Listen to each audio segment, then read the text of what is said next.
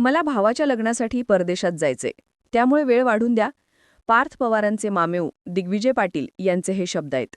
आपल्याला माहितीये, आजपासून पुढचे 3 दिवस पार्थ पवारांचे बंधू अजित पवारांचे चिरंजीव जय पवार यांचा विवाह सोहळा पार पडणार आहे. लग्न भारतात नाहीये, बहरीनमध्ये हा सोहळा पार पडतोय आणि त्यामुळे लग्नाला जायचं असं कारण देऊन दिग्विजय पाटील यांनी गरज पडली तर पुन्हा मी चौकशीसाठी हजर राहील असं पोलिसांना सांगितलेलं आहे. याच प्रकरणामध्ये शीतल तेलवानीला देखील अटक झालेली आहे आणि त्यामुळे तिच्या चौकशीतून अनेक गोष्टी समोर येऊ शकतात.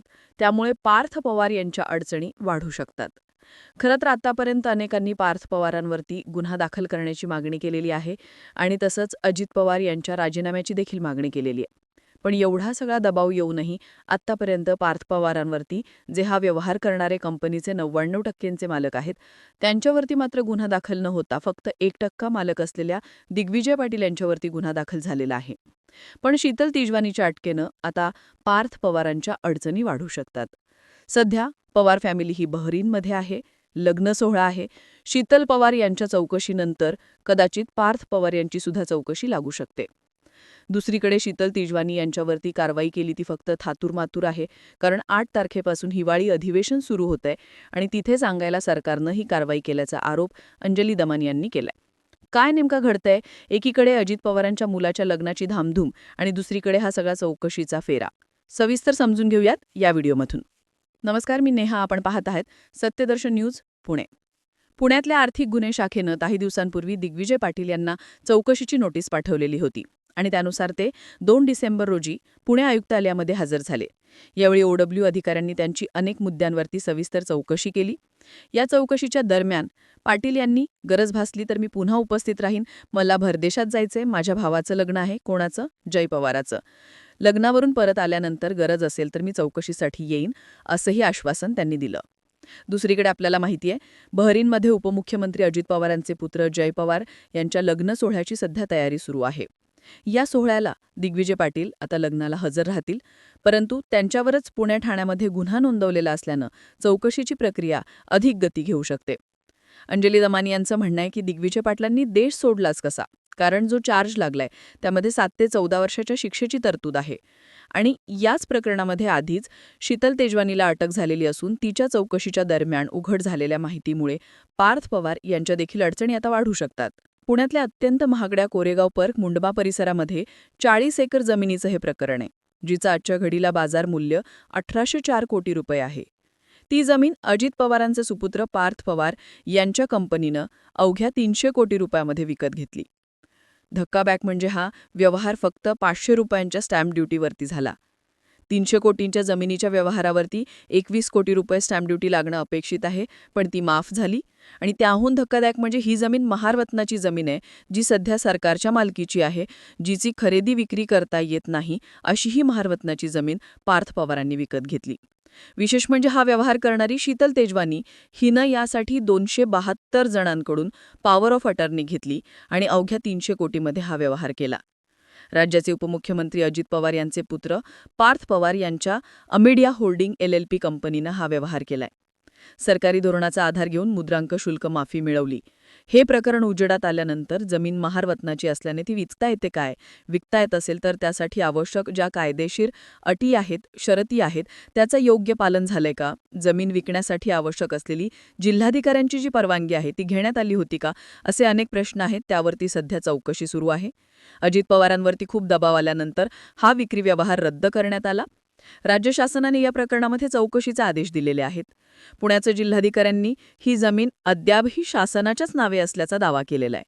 पण ज्या कंपनीनं ही जमीन खरेदी केली त्या संदर्भातले खरेदी खतासह अन्य कागदपत्र देखील उपलब्ध आहेत आणि त्यामुळे सरकारच्या परवानगीशिवाय किंवा सरकारची ही जमीन परस्पर विकली गेली हा सगळ्यात मोठा घोटाळा आहे. आता जो शब्द सातत्याने ह्या निमित्तानं आपल्या कानावरती पडतोय तो म्हणजे महारत्नाची जमीन, जिची खरेदी विक्रीच करता येत नाही. हा किती गंभीर गुन्हा हे लक्षात घ्या. आणि त्यामुळे आता शीतल तेजवानीला अटक करण्यात आलेली आहे, कारण तिने ही सगळी कागदपत्रांची जुळवाजुळव केलेली होती. ती जेवढी दोषी आहे तेवढेच हा व्यवहार करणारी जी कंपनी आहे, त्या कंपनीचे मालक आहेत ते सुद्धा दोषी असायला पाहिजे ना. अमेडिया कंपनीचे 99% शेअर्स पार्थ पवारांच्या नावावरती आहेत. फक्त 1% शेअर्स त्यांचे मामेऊ आहेत. दिग्विजय पाटील यांच्या नावावरती आहेत. पण आश्चर्य बघा की दिग्विजय पाटलांवरती गुन्हा दाखल होतो, पण पार्थ पवारांवरती गुन्हा अजूनही दाखल होत नाहीये. एकीकडे शीतल तेजवानीला अटक झाली तेव्हा पार्थ पवार कदाचित विमानात बसून बहरीनला लग्न सोहळ्यासाठी गेलेले असतील. हरकत नाही, त्यांचा भावाचा लग्न आहे, एक आनंदाचा प्रसंग आहे कुटुंबामध्ये.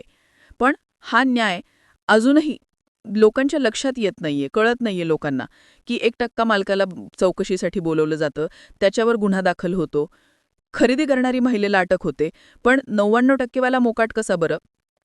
असं मानून चलू की पार्थ पवारांना याविषयी काही माहिती नसेल.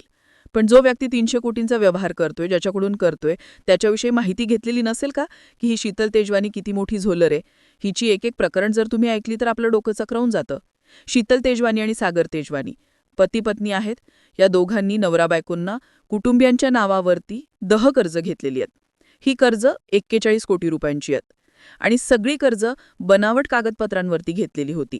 सेवा विकास बँकेच्या पुणे आणि पिंपरी चिंचवडच्या शाखांमधून हे कर्ज उचललेलं होतं आणि ज्या कारणासाठी कर्ज घेतलं त्यासाठी ते वापरलंच नाही, दुसऱ्याच व्यवसायामध्ये पैसा वापरला. 2019ला सहकारसह आयुक्त राजेश जाधवार यांच्या ऑडिटमध्ये या तेजवानी हजबंड वाईफचा हा जो सगळा घोटाळा ना तो बाहेर काढला गेला. 31 मार्च 2021 पर्यंत कर्जाची रक्कम 60 कोटी झाली. 41 कोटींचे 60 कोटी झाले लक्षात घ्या. आणि त्यानंतर जानेवारी 2023 मध्ये ईडीकडून सागर पुरशिवनी याच्या घरावरती, कार्यालयावरती छापे टाकण्यात आले. त्याच्या 45 कोटी रुपयांच्या मालमत्ता जप्त केल्या आणि मे 2023 मध्ये स्पेशल कोर्टामध्ये खटला दाखल केला.